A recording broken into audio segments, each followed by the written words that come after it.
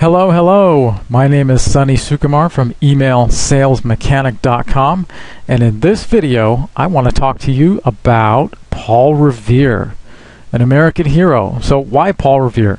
Well, Paul Revere went on this ride, as most of us, at least most of us who grew up in the United States know. It's called the Midnight Ride, and this precipitated the American Revolution. And what he shouted when he was riding was, "The redcoats are coming! The redcoats are coming!"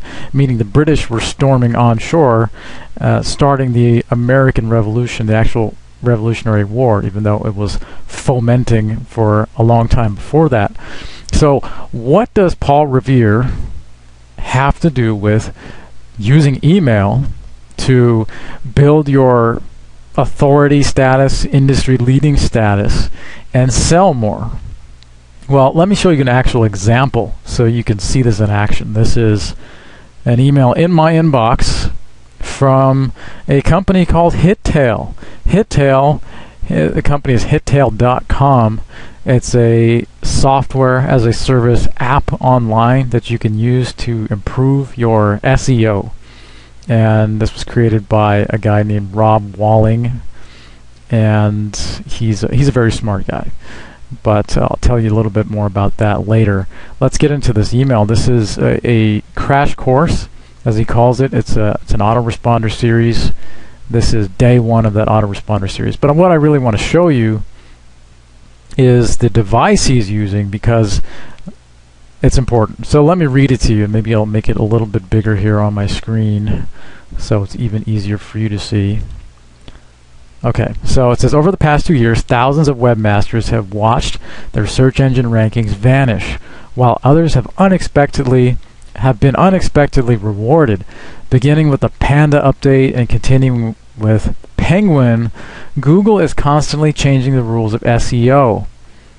So he's telling you about a major upheaval in the industry.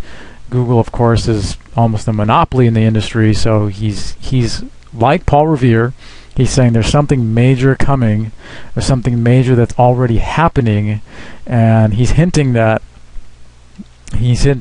you could be swept away. Your business could be very badly hurt if you don't get in the know about this stuff. So it goes on, since the early days of Google, spammers have manipulated search indexes using links, and now search engines are pushing back. Note here it's a link to a very reputable website called searchenginewatch.com. They wrote a whole article about this. That's a credibility piece, so he's not just shouting for no reason. The value of traditional link building has been dialed down considerably with Google's recent updates in favor of newer ranking signals. All signs indicate that this is only the beginning, just like Paul Revere saying this is the beginning of something really serious. That was the Revolutionary War, and it's a war in its own kind, because Google is really cracking down on people who are just building links and trying to get search rankings. Google spokesman Matt Cutts, again, credibility. Matt Cutts is very well known in that SEO community. He works for Google. Recently warned that upcoming changes will have jarring and jolting, quote, jarring and jolting effects on many websites' rankings. Fortunately for you, there was always hope for you, someone looking to improve your SEO and grow your organic traffic. So he's offering some hope. Just like Paul Revere was saying, hey, you can get out of harm's way and heed my advice. Rob Walling is saying the same thing here with HitTail. And he's going to show you how in the upcoming emails. But the biggest thing here is to notice the shifts in your industry. Notice the really big shifts that are happening, and be not only willing but prepared to go public as soon as you possibly can and explain what's happening, why it's happening, and how people can overcome those shifts that are happening, so that they don't get caught on the wrong side of the shift. They don't get hurt by it. In fact, they can actually take advantage of the shifts that are happening to reposition themselves as experts. You know, what I was mentioning before about Rob being a very reputable guy, he has a blog called softwarebyrob.com, and if you're at all interested in software or creating software, I highly recommend his blog. He's not only a smart guy and a nice guy, but he's written so much that is very valuable for software. So I mentioned that because Paul Revere was not alone on his ride, but he gets almost all the credit. I found this article on howstuffworks.com. Let me scroll up here for you. It's titled, "What Happened to the Other Two Men on Paul Revere's Ride?" There were these two other guys, William Dawes and Samuel Prescott, who were no slouches. These guys were pretty successful and well known during their time, but Paul Revere was even more famous politically, and so he got a lot of the credit. And he also had a poem written about him, about the Midnight Ride, and that helped make it famous. But my point is that a lot of the credit goes to the people with the best positioning.